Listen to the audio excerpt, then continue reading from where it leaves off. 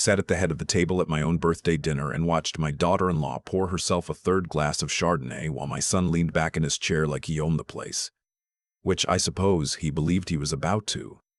I turned 67 that night. My wife, Carol, had passed 2 years before, pancreatic cancer. 11 weeks from diagnosis to the end. After 38 years of marriage, I learned what silence actually sounds like. Not peaceful silence. The other kind. My son's name is Trevor. He's 41. He works, or worked, in commercial real estate. The kind where you mostly take other people's calls and collect a percentage when deals close. His wife is Diane. She's 36, originally from outside Baton Rouge, and she has a way of smiling at you that never quite reaches her eyes. I noticed it at their wedding. I told myself I was being unfair. I spent the next 8 years telling myself the same thing. We were sitting in the dining room of my house, the house I built in 1994, the house I paid off in 2011, the house where Trevor learned to ride a bike in the driveway and broke his arm falling out of the oak tree in the backyard. Carol picked out every piece of furniture in that room. I hadn't moved any of it. There were 6 of us at the table. Trevor and Diane, my daughter, Lynn, who'd driven up from Richmond with her husband, Paul, and Diane's mother, Brenda, who had been staying with us temporarily for 11 weeks at that point. I want to be precise about that number, 11 weeks. Brenda had moved into my guest room in late September after her landlord sold the building she'd been renting in for 12 years. She was 63, recently divorced, and, according to Diane, had nowhere else to go.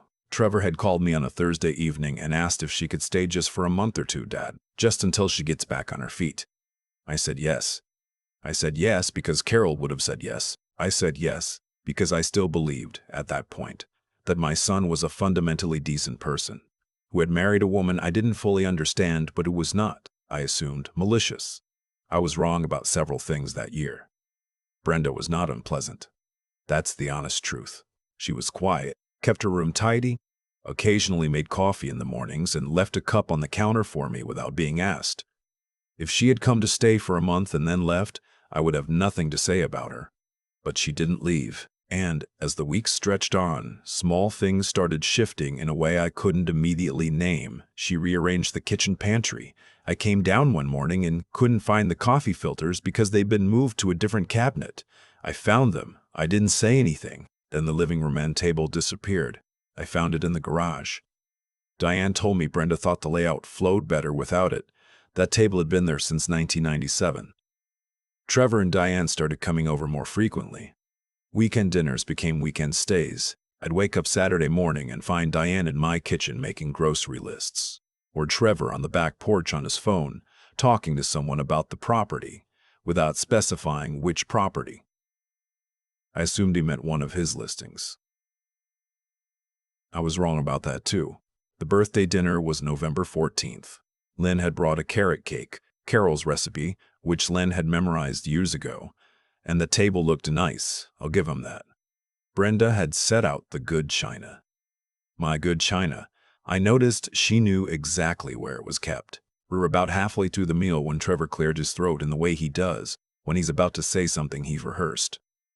Dad, he said, Diane and I have been talking, and we think it's time to have a real conversation about the future. Lynn looked up from her plate. I set down my fork. What kind of conversation? About the house. He said it like it was obvious.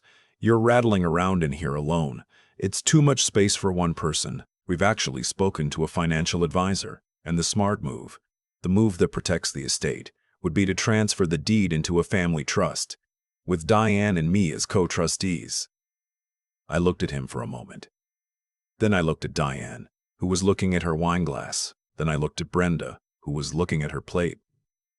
Trevor, I said slowly, this is a birthday dinner. I know, and I'm not trying to make it weird. I just think you had someone draw up paperwork. Just preliminary documents. Nothing binding. We just want you to think about it. Lynn said. What?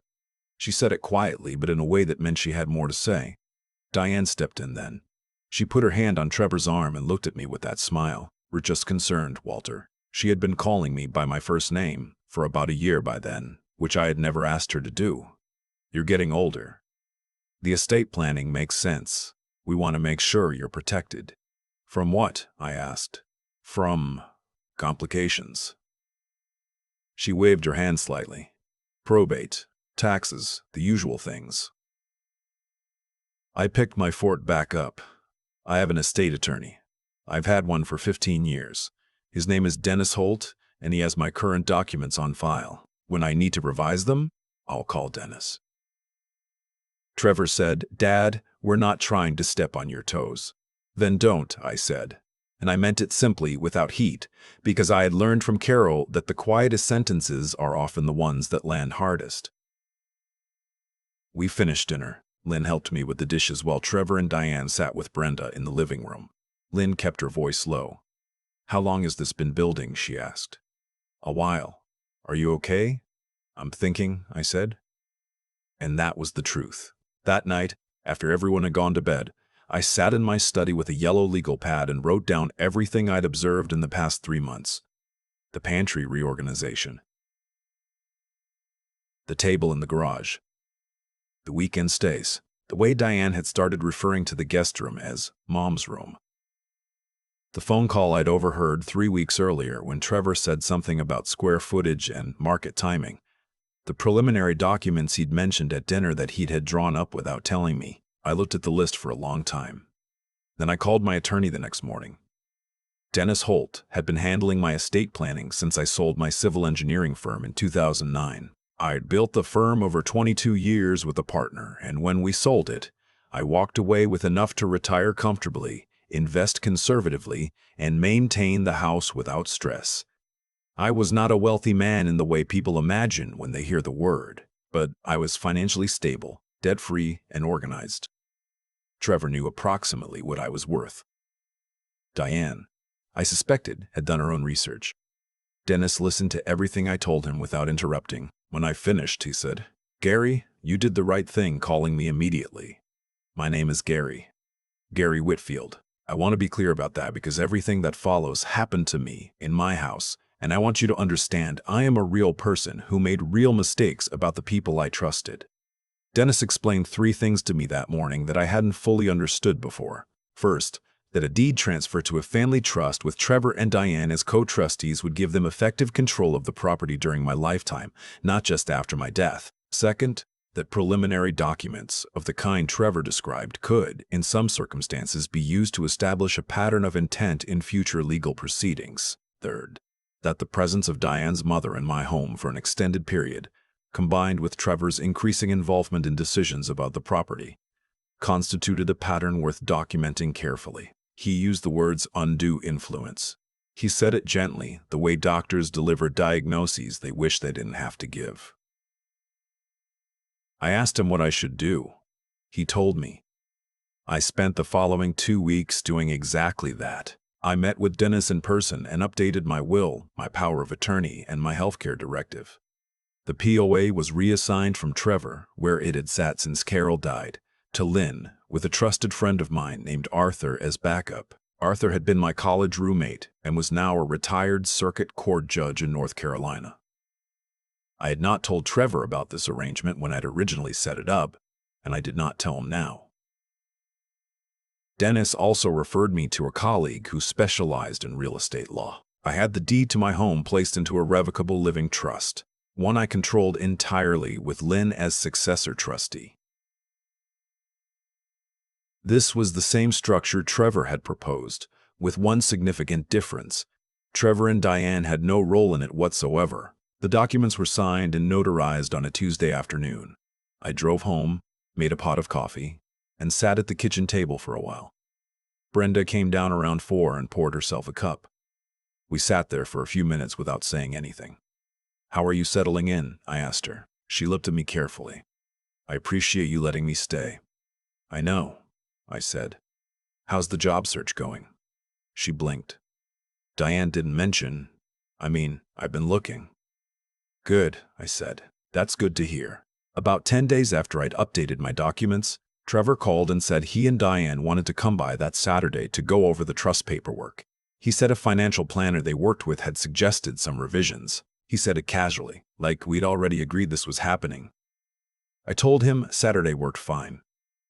That Friday, I had a security system installed throughout the house, including cameras covering the living room, kitchen, front entry, and the hallway near the study where I kept my files. I'd been meaning to do it for years.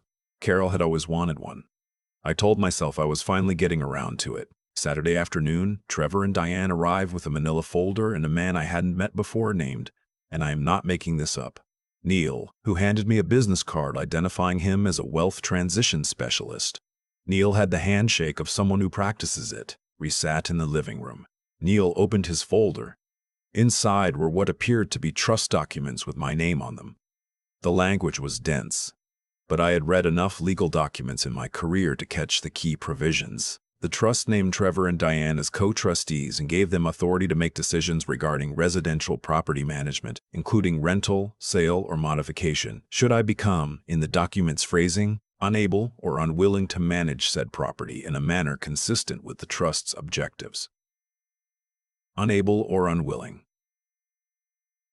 I read that clause twice. Then I looked up at Trevor. "Where did these come from?" I asked. "Neil's firm helped draft them," Trevor said. "It's standard language." "It's not standard language," I said. "This clause gives you and Diane the authority to sell my house if you decide I'm not managing it correctly. That's not estate planning. That's a takeover provision." Neil started to say something about asset protection frameworks. I said, "Neil, I'm going to ask you to leave." There was a pause. Trevor said, "Dad, you brought a stranger into my home with documents that have my name on them that I never agreed to, never saw before today, and never authorized anyone to draft. That's not a conversation. That's a presentation." I stood up. "You're welcome to stay, Trevor." "Neil is not." Neil left. He was very professional about it, which somehow made it worse. After he was gone, Trevor and Diane tried for about 40 minutes to walk me back. Diane talked about my age. She talked about my age. She talked about cognitive wellness. That was the phrase she used. She said she'd noticed I'd been more forgetful lately and that it might be worth seeing someone. She said it with concern in her voice, and if I hadn't known her for 8 years, I might have believed it was real. I told them I'd recently had my annual physical, that my doctor had found nothing concerning, and that I would be happy to share those records with anyone who required them. Then Trevor said the thing I'd been waiting for him to say. The thing I suspect had been building in him for months. Mom would have wanted this. I let the silence sit for a moment. "Don't," I said. Just that one word. He had the grace to look ashamed. Diane did not. They left around 4:30. I walked back inside, poured myself 2 fingers of bourbon, and sat in the chair in my study. Carol's chair, technically, the reading chair she'd had by the window, and I thought about my son. Not with anger. With something sadder than anger. I had raised Trevor in this house. I'd coached his Little League teams and driven him to SAT prep and co-signed his first lease and helped him with the down payment on his and Diane's condo when they got married. I had never asked for anything back. That's not how it works, and I knew it. But somewhere along the way, without my noticing, he had started looking at my house the way people look at things they believe they're eventually owed. I don't know when that happened. I have thought about it many times and I still don't know. What I know is that I wasn't going to let it finish the way it had started. 3 days after the Saturday meeting, I found a manila folder on the desk in my study. My study, which I keep locked. The folder contained a copy of my updated will, not the old one, the new one I'd signed with Dennis 2 weeks earlier. Several pages had been photographed, not photocopied. Someone had used a phone camera and the angles were slightly off. I had not shown that document to anyone in the house. It had been in a locked drawer. I called Dennis. Then I called Lynn. Then I sat down and looked at the security camera footage from the previous 48 hours. On the second day at 11:22 in the morning while I was at the hardware store, I watched Brenda walk into my study. I had not locked it that day, a mistake I only made once. Sit at my desk, open the lower right drawer, and photograph the documents inside. She spent 11 minutes in there. I watched the footage 3 times. Then I saved it to 2 separate drives and emailed a copy to Dennis and Lynn. Dennis sent the footage to a colleague who handles civil litigation. Lynn drove up the following weekend and didn't say much when she arrived. She just hugged me for a long time in the driveway, and I let her because I'm 67 years old and my wife is gone, and some moments you simply accept. The situation resolved itself faster than I expected, though not without cost. I met with Trevor on a Wednesday evening, alone, at a diner about 2 miles from the house. I chose public because I wanted a record of his demeanor. I brought a small digital recorder in my shirt pocket, which is legal in Virginia with one-party consent. I told him what I had found. I told him about the footage. I told him I knew about the photograph documents. I did not raise my voice. I ordered coffee and drank it while I talked. Trevor denied it initially. Then he said it was probably just Brenda being curious. Then he said he hadn't asked her to do it. Then, when I laid out the sequence of dates and times calmly and without drama, he stopped talking. After a long pause, he said, "We just wanted to know what you were planning." "I know," I said. "We're your family, Dad." "I know that too." "So what happens now?" I told him. Brenda would need to leave the house within 30 days. I was not calling the police. I had chosen not to involve law enforcement, though Dennis had told me I had grounds to do so, because she was Trevor's mother-in-law, and I still believed in keeping certain doors open, but she would leave, and that was not negotiable. Second, Trevor and Diane would have no role in any of my estate, trust, or financial planning going forward. Lynn was my POA and successor trustee, and those documents were signed, notarized, and filed. The trust protecting my home was in place. There was nothing left for them to influence. Third, any further contact about my property, my finances, or my estate would be directed to Dennis Holt's office. Trevor sat with that for a while. Then he asked if I was cutting him out of my will. "No," I said. "You're still in it. You're my son. That doesn't change what happened, and it doesn't change the boundaries I put in place. But you're still in it." He looked at me with something I hadn't seen on his face in a long time. I think it was relief. I think he'd expected the worst, and when he didn't get it, something unwound in him that had been pulled tight for a while. He said, "I'm sorry, Dad." I believed him. I'm still not sure whether that makes things better or more complicated. Probably both. Brenda moved out 26 days later. She found a room in a shared rental in Manassas through a church program. Her daughter, who was not Diane, helped her find it. I carried one of her boxes to the car. We didn't talk much. She thanked me at the end, standing at the trunk of her Corolla, and I think she meant it. "Take care of yourself," I told her. She nodded and drove away. I walked back inside, through the kitchen, past Carol's china cabinet, past the living room where that end table is back in its place now. I went out to the backyard and stood under the oak tree for a while, the one Trevor broke his arm falling out of when he was 9. I still remember driving him to the ER, him trying not to cry the whole way, being 9 years old and believing that not crying was the important thing. I was a good father. I want to say that clearly, not because I need to defend myself, but because it's true and I know it. I wasn't perfect. I worked too much through some of his early years, and Carol carried more of the weight than she should have. But I was present, I was honest, and I loved him without condition. Whatever happened between then and now, whatever combination of a difficult economy, a financially ambitious wife, and his own fear of an uncertain future, that's not a story I can fully know. What I can tell you is this: your home is your home. Your name on the deed means something. The documents you sign in your 60s determine what happens to everything you built. And nobody, not your children, not their spouses, not their financial planners named Neil, gets to pressure you into signing anything you don't fully understand and haven't chosen freely. I was an engineer for 30 years. I know what it means to read a document carefully before you put your name on it. I know what load-bearing looks like, and I know what looks sturdy but isn't. The house is still mine. The oak tree is still in the backyard. Lynn calls every Sunday. Trevor and I have lunch about once a month now without Diane. It's quiet and a little careful, the way things are when you're rebuilding something that got damaged. I don't know yet what it will become, but I show up, and so does he. That's where we are. I thought it was worth telling. I've had a long time to think about what actually happened in that house. Not the legal part, the human part. How a son I coached through Little League and helped with his first lease ended up sitting across from me at a diner while I played him a recording of his own voice. How it got that far. How I let it. Here's what I believe now. The people who came after what I'd built didn't start out as villains. Trevor didn't wake up one morning and decide to become someone I wouldn't recognize.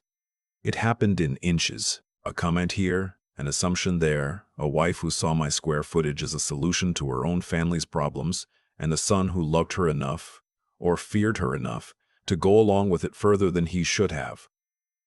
That's not an excuse, but it's the truth as I understand it, and I think the truth matters more than a clean story where one side is all bad and the other side is all good. What I keep coming back to is this. The moment I stopped paying attention was the moment I became vulnerable. After Carol died, I grieved, and grieving made me slow.